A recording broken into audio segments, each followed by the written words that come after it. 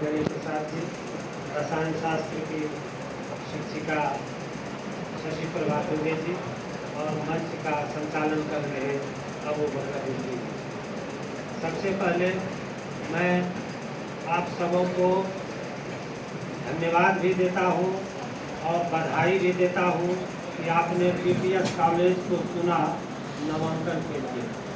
नामांकन के समय लगभग बहुत सारे छात्र हमारे पास आए भी होंगे, उस बीच भी मैंने आप लोगों को कुछ कहा भी होगा, उसे आप ध्यान से याद रखेंगे। आज मैं मानविकी संकाय, जिनको ह्यूमैनिटीज भी कहा जाता है, उनमें कौन कौन से विषय आते हैं और उसके शिक्षक कौन हैं, थोड़ा मैं परिचय संक्षेप में करा दूंगा। उसके बाद दो चार बातें मैं कहूँगा। ज़्यादा समय इसलिए नहीं लूँगा कि कुर्सियों की कमी है और हमारे कुछ बच्चे खड़े हैं। जगह रहते हुए भी ये व्यवस्था में चूक हो गई कि आप लोगों को खड़ा रहना पड़ रहा है। ह्यूमैनिटीज में भाषा के जो विषय हैं जैसे हिंदी, अंग्रेजी और उर्दू ये आते हैं, और एक दर्शन शास्त्र भी विषय आता है मानविकी में। तो हिंदी में 3 सृजित पद हैं, 3 शिक्षक अभी हम लोग कार्यरत हैं। एक हैं प्रोफेसर जावेद अख्तर खां जी जो आज अवकाश पर हैं, दूसरा मैं हूँ शशि भूषण चौधरी, और तीसरी एक अतिथि शिक्षिका हैं जो आज अवकाश पर हैं। आप अंग्रेजी में अभी एक ही शिक्षिका हैं, वो अंग्रेजी की विदुषी भी हैं, प्रोफेसर हेमलता सिंह। प्रोफेसर हेमलता सिंह जी से आप आपके जरिए प्रश्न लीजिए। और बहुत ही आपको माता का प्यार अगर लेना होगा तो इन्हीं के पास आ जाइएगा, भरपूर वात्सल्य आपको मिलेगा। उर्दू में 2 शिक्षक हैं, 2 ही सृजित पद हैं। आपने जो मंच संचालन कर रहे हैं अबू बकर जी, उर्दू के विद्वान हैं, ये हैं, और दूसरी हैं प्रोफेसर S.A. नूरी। और दर्शन शास्त्र विभाग में 2 शिक्षक हैं।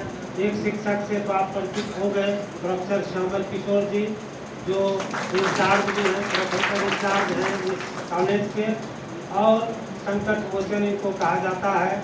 किसी प्रकार की कोई समस्या अगर आती है तो प्रधानाचार्य महोदय सीधे श्यामल जी के पास भेज देते हैं और अपनी कुशलता के साथ वो इसका निवारण भी कर देते हैं। अब मैं कुछ अलग हटकर बात करना चाहूँगा। आप इस कॉलेज में आए हैं, यहाँ आपको कौन कौन सी सुविधा मिलेगी? पहली सुविधा यह मिलेगी कि शुद्ध पेयजल आपको मिलेगा। टेंट हर जगह लगा हुआ है, आपको शुद्ध पेयजल मिलेगा। जिस फ्लोर पर आपकी कक्षा होगी, आपका डिपार्टमेंट होगा, वहाँ शौचालय भी आपको साफ सुथरा मिलेगा। और सबसे जो बेहतरीन चीज़ हमारे यहाँ है वो है लाइब्रेरी। उन्नत लाइब्रेरी आपको मिलेगी। आपको अगर इधर उधर लगे कि डिस्टर्बेंस हो रहा है, ठीक से हम नहीं पढ़ाई कर रहे हैं, तो आप लाइब्रेरी में जाकर बैठकर आराम से पढ़िए। और यहाँ की जो प्रयोगशालाएँ हैं वो काफ़ी डेवलप्ड हैं, काफ़ी उन्नत हैं। आप जब जाएंगे तो आपको लगेगा कि एक लाइब्रेरी में इतनी सुविधा कैसे हो सकती है। वो सारी सुविधाएं प्रिंसिपल साहब ने उपलब्ध करा दी हैं। आपको यहाँ म्यूजियम कम आर्ट गैलरी भी मिलेगा। योगा सेंटर की बात तो श्यामल जी ने की। उसके बाद आपको परीक्षा विभाग बगल में है, 2 सेमिनार मिलेंगे। एक सेमिनार का दर्शन नहीं करा सके आपको, अफसोस है उसके लिए, कभी भविष्य में उसका भी आप दर्शन कीजिएगा। वोकेशनल कोर्सेज यहाँ चल रहे हैं। तो कुल मिलाकर के सब कुछ है। मेरा कॉलेज NAAC से B ग्रेड प्राप्त है, ये भी आपको बताया गया। अच्छे फैकल्टी मेंबर्स हैं, यह भी बताया गया।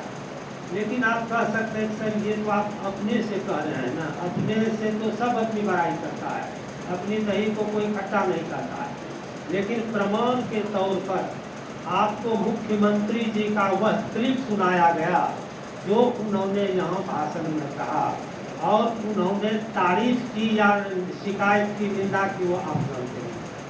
फैकल्टी मेंबर्स की बात जहाँ तक है तो NAAC की एक टीम यहाँ हाल के दिनों में आई थी, कुछ दिनों पहले, तो उन्होंने जिन जिन चीज़ों की प्रशंसा की थी हमारे कॉलेज में, उसमें एक फैकल्टी मेंबर्स की भी बात थी कि आपके यहाँ फैकल्टी मेंबर्स बहुत अच्छे हैं।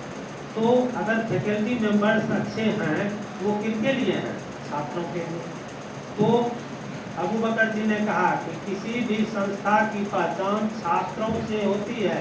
फैकल्टी मेंबर्स हैं, लेकिन अगर छात्र नहीं हैं तो उनका उपयोग कौन करेगा?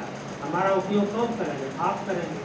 तो पहला निवेदन आप लोगों से मेरा यह है कि रोज आप कक्षा में आएंगे, क्योंकि 75% उपस्थिति अनिवार्य है। कभी भी अगर सख्ती से लागू हो गई तो आप फॉर्म भी नहीं भर पाएंगे। इसलिए अभी से आप ध्यान रखिए कि कॉलेज आना है। कॉलेज आने से आपको कई तरह के फायदे होंगे। दूसरी बात है कि आप अपने विभाग में जाकर देखेंगे किस तरफ आपका विभाग है। प्रधानाचार्य किधर बैठते हैं। आपको कैंपस में बैंक और पोस्ट ऑफिस की भी सुविधा मिलेगी, कहीं भटकने की जरूरत नहीं है। आप हर विभाग घूमेंगे और अनुशासन में रहकर शिक्षा ग्रहण करेंगे, क्योंकि अनुशासन जब भंग होगा तो ट्रैक चेंज हो जाता है, तब वो सही मार्ग पर नहीं चल पाता है। इसलिए पहली शिक्षा आप लोगों के लिए है कि आप अनुशासन में रहकर शिक्षा ग्रहण करेंगे, गलत संगति में नहीं पड़ेंगे। एक उद्देश्य लेकर आए हैं तो उस उद्देश्य की पूर्ति होनी चाहिए। इतना कहकर मैं अपना वक्तव्य समाप्त करता हूँ। धन्यवाद।